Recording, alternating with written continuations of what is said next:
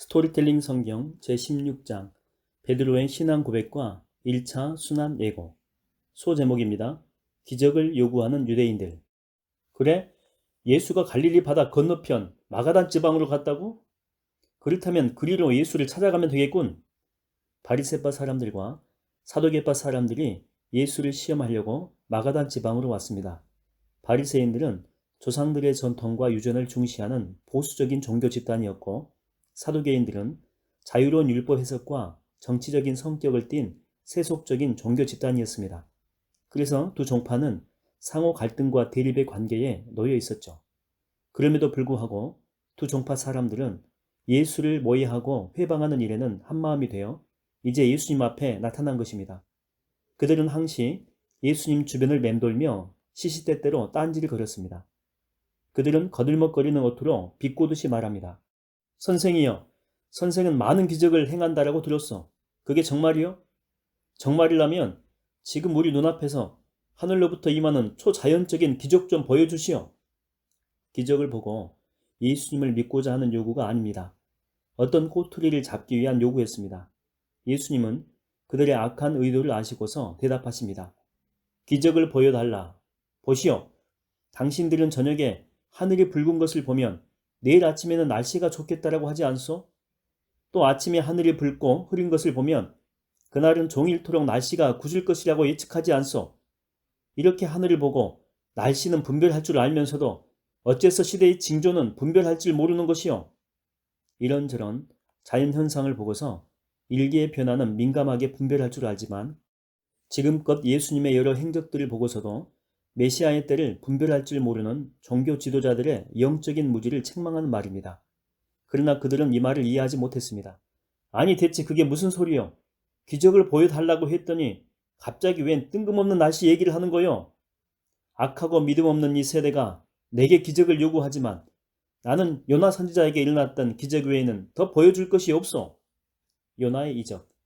그것은 구약시대의 요나 선지자가 바다에 던져져서 큰 물고기 뱃속에 사흘 동안 갇혔다가 기적적으로 살아난 사건을 말합니다.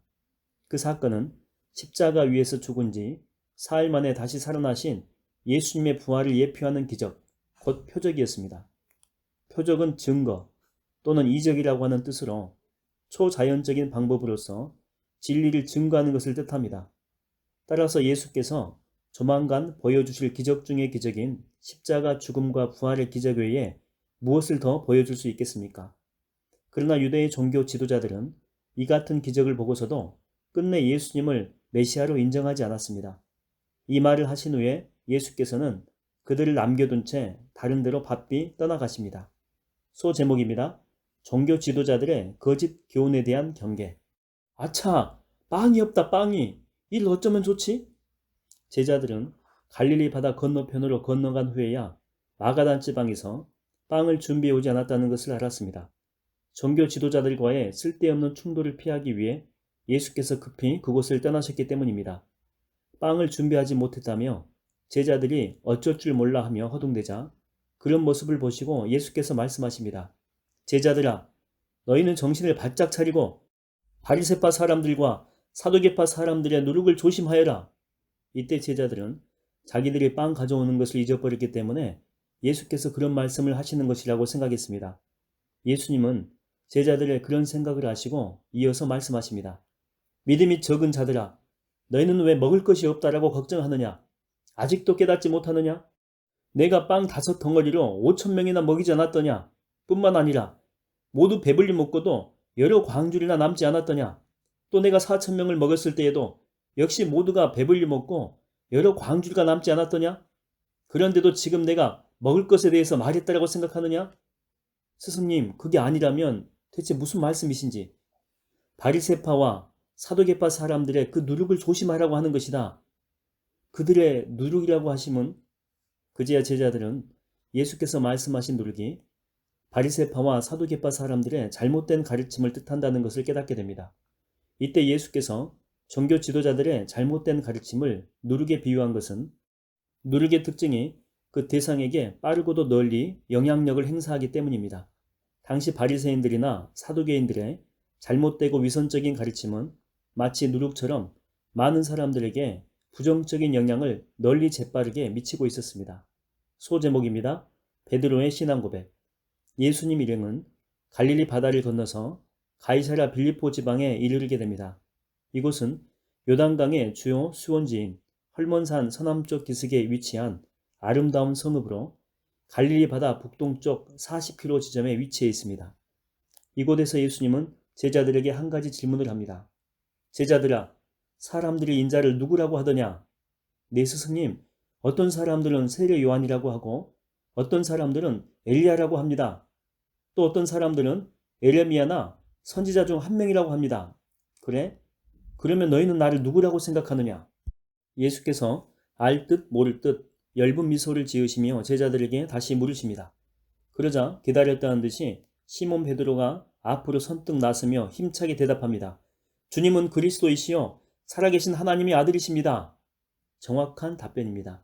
그리스도는 곧 기름 부음을 받은 메시아라는 뜻으로 본래 하나님의 아들이신 예수께서 하나님께 기름 부음을 받아 인류 구원의 사명을 띠고 이 땅에 오신 메시아라고 하는 고백입니다. 100점짜리 답변을 들으시고 예수께서는 크게 만족해 하시며 베드로를 향해 말씀하십니다. 요나의 아들 시몬아, 내가 참으로 복되구나. 내가 그렇게 대답한 것은 사람의 생각에서 비롯된 것이 아니다. 하늘에 계신 내 아버지께서 내게 알려주신 것이다. 그렇다. 너는 베드로다. 내가 이 반석 위에 내 교회를 세우리니 그 어떤 죽음의 세력도 그것을 이기지 못할 것이다. 또 내가 내게 천국 열쇠를 주겠다. 그리하여 내가 무엇이든 땅에서 매면 하늘에서도 매일 것이고 땅에서 풀면 하늘에서도 풀릴 것이다. 심오한 진리가 담긴 놀라운 말씀입니다. 예수님은 베드로가 방금 고백하고 인정한 그것, 곧 예수님의 참된 정체성을 나타내주는 주는 그리스도시요 살아계신 하나님의 아들이라고 하는 반석처럼 견고한 그 진리의 터 위에 자신의 교회를 건설하겠다라고 말씀하신 것입니다. 여기에서 개신교와 로마 캐톨릭교가 달라집니다. 로마 캐톨릭교는 베드로 자체에 교회를 세웠다 해서 베드로를 제1대 교황으로 내세웁니다. 하지만 개신교는 베드로 자신이 아니라 베드로가 고백한 그 신앙의 터전 위에 교회를 세운 것으로 봅니다. 나아가 예수님의 이 말씀 속에는 그런 신앙을 고백한 사도 베드로가 교회 건설에 든든한 반석 같은 역할을 감당할 것이라는 것도 포함되어 있습니다. 실제로 예수님의 죽음과 부활 이후에 사도 베드로는 신자들의 지도자가 되어 초대교회의 초석을 탄탄하게 다지게 됩니다. 한편 이때 예수께서 베드로에게 주신 천국 열쇠는 천국 복음을 전하고 가르칠 수 있는 권세를 의미합니다.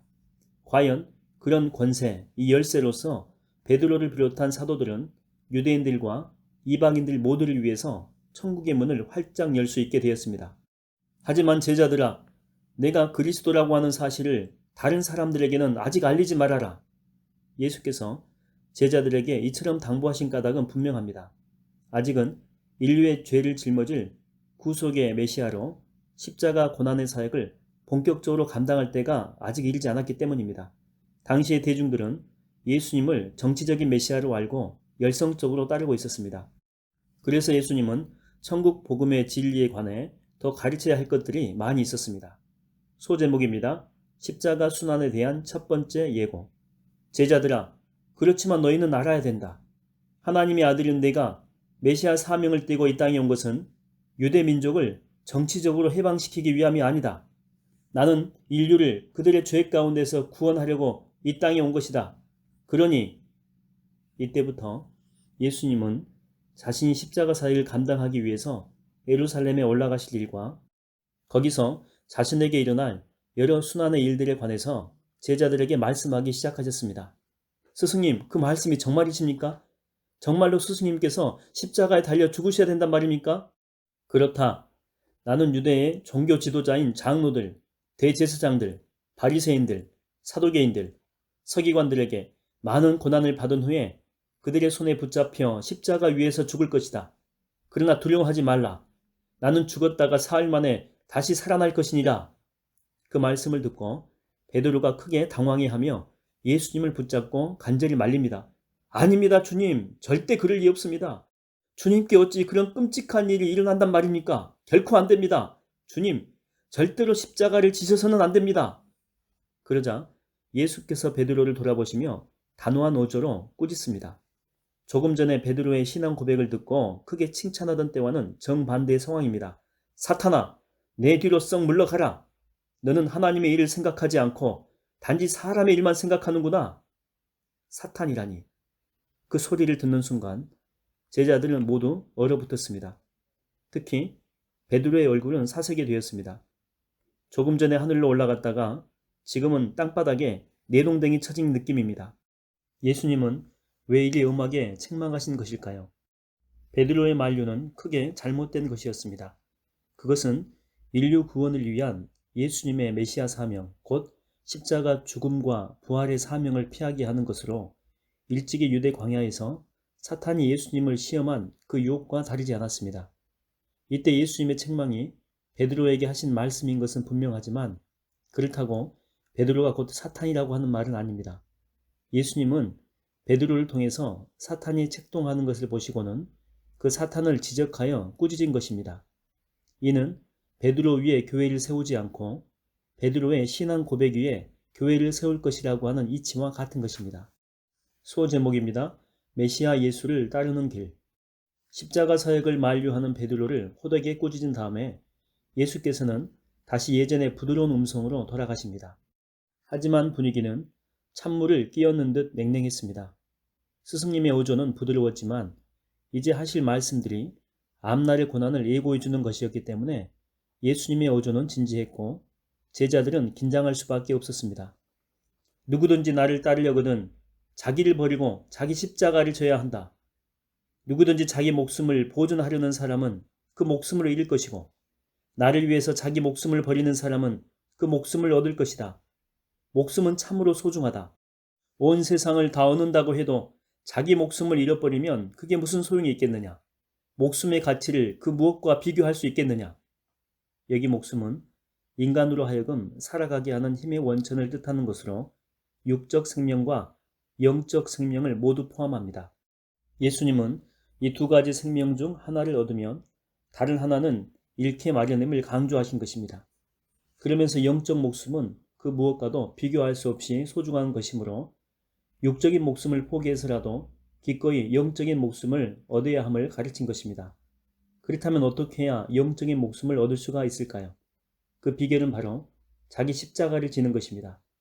예수님 당시의 십자가는 고난과 죽음을 의미했습니다. 십자가는 유죄로 판결난 중죄인이 처형 장소까지 강제로 지고 가던 죽음의 형틀이었기 때문입니다. 하지만 예수님은 인류 구원을 위해서 자발적으로 이 고난의 십자가를 지셨고 우리도 영적으로 목숨을 얻기 위해 기꺼이 그렇게 하기를 원하셨습니다. 자신을 따르는 길과 영적인 목숨을 얻는 것에 관해서 예수님은 계속해서 말씀하십니다. 장차 인자가 하나님의 영광에 둘러싸여 자기 천사들을 거느리고 올 터인데 그때 인자는 각 사람이 행한 대로 갚아주겠다. 내가 진실로 말하노니 지금 내 앞에 서 있는 사람들 중에는 죽기 전에 인자가 자기 나라의 왕으로 이 땅에 오는 것을 볼 사람도 있을 것이다. 예수님이 하신 말씀 중에서 전반부는 말씀 그대로 예수님의 재림과 최후의 심판을 의미합니다. 그때 예수님은 참 제자의 도리를 다한 자에게는 영원한 생명과 풍성한 상급으로, 그렇지 못한 자에게는 영원한 죽음과 끝없는 형벌로 갚으실 것입니다. 하지만 후반부 말씀은 예수님의 재림의 때를 가리키는 말씀이 아닙니다. 예수님의 죽음과 부활 이후 오순절에 강림하신 성령님의 역사로 인해서 십자가 복음으로 하나님의 왕국이 이 땅에 세워지고 확장되는 현상을 가리킵니다. 그런 방식으로 제자들 가운데 어떤 이들은 생전에 예수님의 왕권이 이 땅에 임하는 것을 보게 된다라는 뜻입니다. 이런 의미에서 오늘날 예수님의 왕권이 미치는 하나님의 나라, 그 나라는 이 땅에 이미 임했고 동시에 아직 임하지 않았으므로 장차 임하는 이중적인 성격을 띠고 있습니다.